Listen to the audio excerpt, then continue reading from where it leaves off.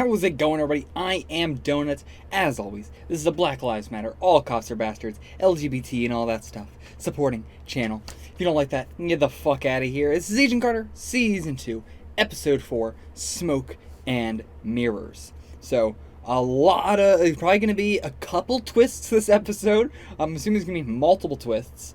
It's going to be a lot of, misdirects and red herrings. I'm going to try and sort through them all, but, yeah, I mean, with a name like that, it really feels like this is going to be one where I'm going to have to be really paying attention to exactly what's going on with little clues and everything.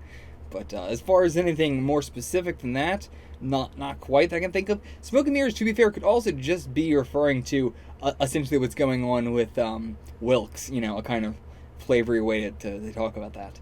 But, yeah, I'm sticking with my first guess mainly. If you want to see the full length, check it out on the Patreon below for $4 a month.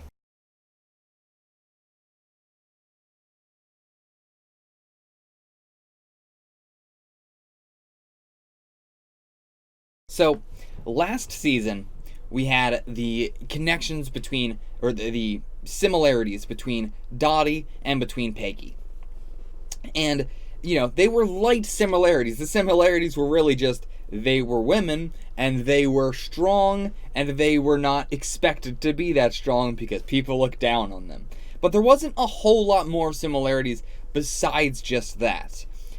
Just by nature of Dottie being a, you know, Russian spy that has been trained since birth and has been brainwashed, and, you know, Dottie doesn't have a whole lot of her own personality. She has a whole lot of personality that's been kind of ingrained into her throughout the years of, you know, all that shit going on with her.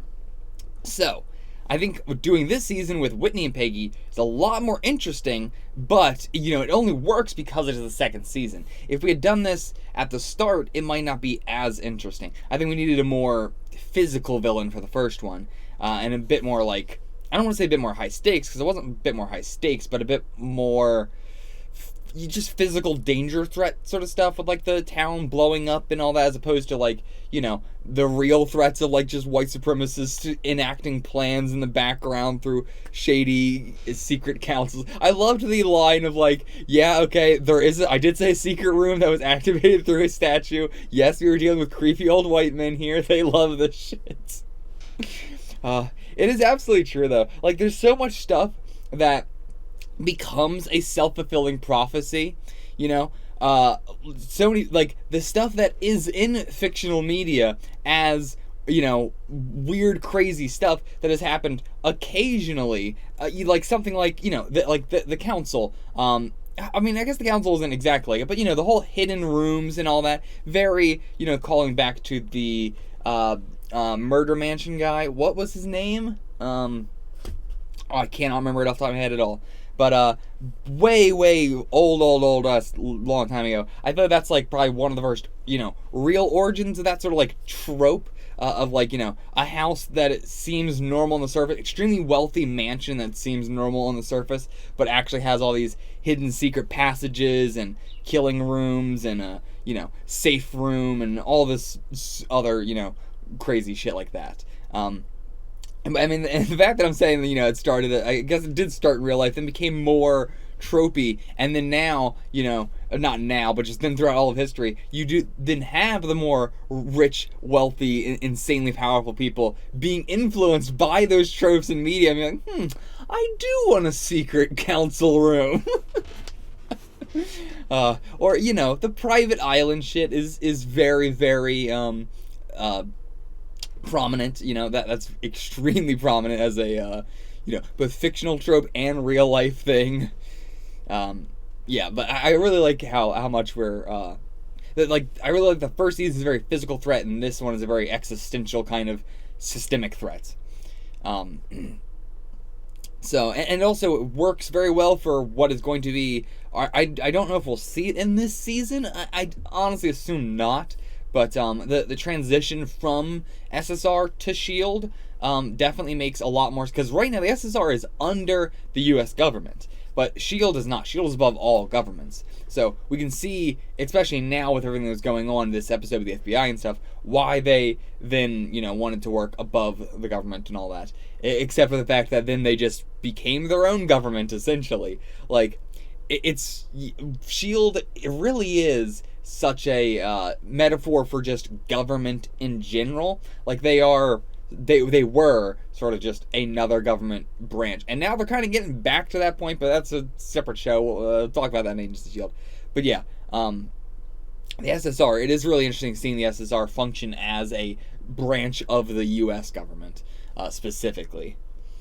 Like the differences there, but the differences and the similarities between the SSR and S.H.I.E.L.D. based on that is really interesting, because it's actually really subtle, the differences. So, Whitney and Peggy, both raised to be proper women, primarily through their mother, teaching them, like, this is what you have to do to make men like you, specifically. And then both were also very interested in science. Peggy with a lot more of a slant towards just being more masculine in general and wanting to, do the war sort of stuff. But to be fair, and Peggy was, still a scientist in and of herself. She was a great code breaker, which is not really science, but still. We saw her do the fire thing. What am I trying to say? Listening device. What, bug? That's the word I was looking for. Saw her, mess with that to set it on fire, and we've seen her do plenty of other similar shit. She knows her shit. In the same way that Sousa does. Again, this is the scientific strategic preserve. They were both married to cis white dudes with a lot of authority and power. Well, not a lot, but with not a lot compared to the other characters we've seen in this season, but in terms of just in general, a lot of authority and power. Like we have the scene with Peggy's husband and Michael, and him telling Michael, like, oh yeah, just come to me with any problems you have, and I'll be your direct line of getting this stuff fixed. Because that is really always, if you are ever in a sort of like work environment, or even like a school environment, or any sort of like organization like this, where they have you can, if you have any problems, just let us know. That never actually, those problems never get fixed unless you do have an actual connection with the person, or not you, but somebody, and that is always how it fucking goes, especially with work sort of related stuff. Shit at work will never get fixed unless there is the two people who have the actual good personal connection. You got to go to them to go to the boss. You can't just go to the boss yourself. And then Whitney as well. So she got recognized, then she married Calvin. Not sure still what's going on with the whole she changed her name and all that, but why hide it all? I guess it is this. I guess when they change their name, like most actors, I guess I don't know much about any actor before they change their name, so I guess it's not that uncommon. I was thinking of it as being something more plot related, but it could just be simply that. I guess I really don't know anything about actors that have changed their name prior to them changing their name. So yeah, I guess that is it. But anyway, she hires Calvin to not just as a she is a lot more going with the flow than Peggy is. Peggy's a lot more making her own decisions and everything. Took her till the very last moment but she does make her own decisions. She has changed a lot now, though she still is plenty she's still, what am I trying to say? She still does not have full autonomy yet. She still does rely a lot on other men and everything like that. She's still a little bit too I don't want to say reliant. Not that she's too reliant on other people, but that she's too tries to look good for them. In terms of people that she likes, like Sousa or Wilkes or whatever. She is only not herself around the people that she is also into a little bit, which is it's fine. Where was I? What was I talking about? Whitney marrying Calvin. Assumingly to she went into the filmmaking because she really liked the idea of it. It seemed very appealing to her in the way that it was being sold to her. But then as she is in it now, it's the thing that we've seen with her flashback, I don't like them. I don't like this guy. I hate him. And yeah, I like that it's that simple. It's such a simple line. I don't like him. Like, no, it doesn't need to be any other argument. You don't need to bring up so many other valid points. That's the only one that really matters. I don't like him. That's the only one that matters. But, yeah, so after she joins the TV industry, the Hollywood, she starts to hate it, and then realizing what it actually is, and she wants out, but now she can't get out because she's married Calvin, and hopefully she thinks, or maybe before she even married Calvin, she either goes to marry Calvin, or is hoping after she's married Calvin that she can get out of the TV business and the movie business when, I keep saying TV, but it's probably got to be only movies, the movie business when he gets, his Senate role, and also whenever the whole Isodyne, stuff going on, that was also going to potentially give them enough power and money to not have her, because he was still playing, like, it was that and the Senate. It's not like he was not doing the Senate before that. So, it was all, together in one bow. So, where else do I want to go? Yeah, really cool seeing this episode, Whitney testing out her powers and, testing it and then writing it down. And then we see, she's tried it out on all the rats, so we can assume that she has tried multiple different ways. And that crack is, huge now.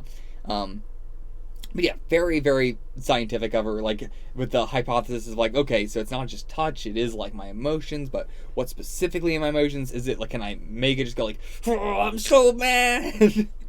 But no, she actually has to be mad. She can't just she can't focus it. Now, also, in Whitney's flashback, the fact that the woman in the ticket booth was black makes me think that moment inspired, not inspired, imprinted very heavily on her as a person, and she's going to have a soft spot for minorities because they have gone through, very similar sort of oppression that she has, and so maybe we're going to do something where in a confrontation later down the line with Wilkes, she will, either hesitate or not do something, or, maybe we're going to do something there. It really fits into the character with the whole oppression and the, just all that stuff in general. I always struggle to find fucking words for everything. But yeah, I think we might be doing something there. It could have just been a normal, scene to just, have them connect there. But, yeah, it could be more. Because it would be really interesting to see Whitney as that. Whitney so far is not that bad. She's just killed bad people. And we don't really know about the full scope of things, obviously. But so far, kind of fine with what she's doing. No, that's not true. I'm kind of fine with the people she's killed, and everything post powers I'm fine with. Pre powers, everything's bad. But it's the classic okay, well now that I was a bad person, but now that I have these powers, can you use them for good, or are you going to continue to do the bad shit you were doing? Was that you as a person, or was that you using the means to justify the ends? Right, and that's what's going to be really interesting to see with Whitney here. She could very easily, now the bad problem for her is that she is definitely on the run. Peggy and them are going to come after her at some point. It's not like she could just go live her fucking life somewhere. So, but she could become I don't think, this is going to happen. I absolutely don't think it's going to happen. I think she's going to be our villain, and she's going to stay the way she is. But this is a really cool crossroads where she could become a sort of anti-hero that just goes around killing, just I could definitely see that as she's just a girl that just goes around killing dudes in the Hollywood specifically, probably because that's where her whole character is at. That would be such a really fascinating anti-hero sort of anti-villain sort of role. But yeah, I don't think that's where we're gonna go with her at all. We could, and it could still be a thing where Peggy stops her and everything, but yeah, I don't think that's where we're gonna go. Yeah, Hunt was really not expecting him to be as I don't want to say as big of a person as he was. He was killed in one episode, but just for somebody that was introduced in one episode, not really introduced, but we see his face and his personality in one episode. Really strongly characterizing him in such a short amount of time. I am glad that he is dead now, but I really think Peggy and him should have killed him. Like we were talking about the whole I've been in the war too. I know when you have to blur the lines and everything. And now, to be fair, I'm not in support of war. I think if you were not drafted into the war, I don't like you. I think you are a bad person. I am absolutely not someone who supports our troops. I don't. If you were not drafted into the war, I dislike you as much as I dislike any police officer. But I do think, the concept of, I know, I've done my research on you. I know you are a bad person. You don't deserve to live. Like, that is, and now this cold, I was unsure if that was supposed to actually kill him or not. Like, they said it was malaria and everything, which it wasn't. It was the cold. But was the cold still gonna kill him? I don't think so. Like, when they were talking about, killing him right in the room with him, I think that was just to lead him on and everything. But, I think, really should have, they should have themselves just done it. But I get it. They are, they have their, it's very similar to Matt, right? With Matt being Catholic and not being able to kill anybody, I wouldn't want Matt to kill anybody because he's Catholic. Not that, with them, they have a very similar, because of their job, they won't. I don't really know if it's really their morality or if just their morality is, tied into their job, with them being soldiers. They don't really have great morality, so, but, I don't know. Yeah, it's interesting. Sousa.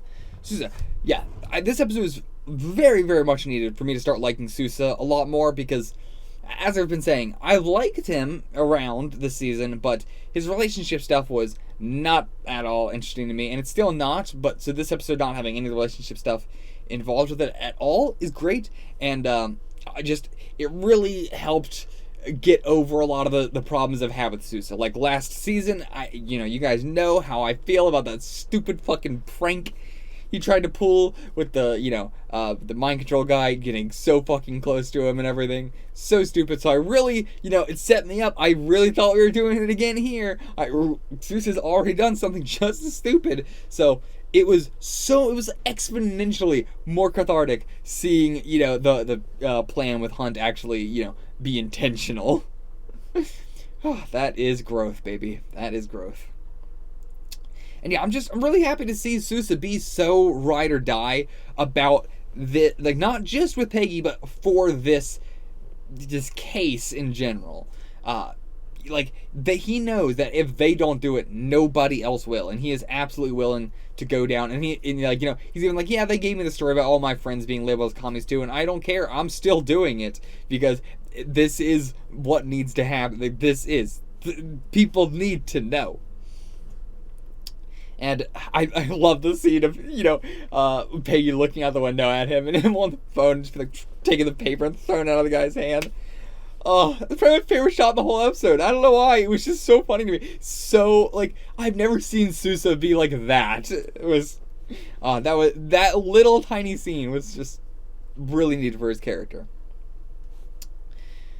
But yeah, again, we were talking about, the extremely physical repercussions of the first season, whereas this season has way bigger repercussions. Honestly, it would cause the suffering of millions and billions of people over the years, even if, and to be fair, it's already going to the case. Even if we stop this, the council would, has, and will cause massive ripples throughout the world, even if we don't necessarily see it throughout the rest of the MCU and everything like that. Of course, I know how the MCU is going to work, but, realistically, it's causing huge ripples throughout the world.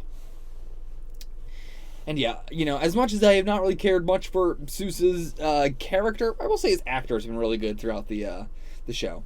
Even in season 1. He's a really good actor. But, yeah, I think that's all I have to say about this episode. Don't have a whole lot to say. I didn't have anything to say about Wilkes this episode. He's got the thing where he's like, trying to hold on. I don't know if I have anything to say about that. I think it's just, it is almost like he is a ghost and he's like passing on to another realm. It is like, yeah, but it's like the zero matter sort of thing. I don't know what it's supposed to be. Like, is consciousness getting sucked into the zero matter or something? I don't know how that works at all scientifically, but yeah, it's something. And yeah, I don't have anything else to say. That's it. See you guys for the next one. Till then, get the fuck out of here.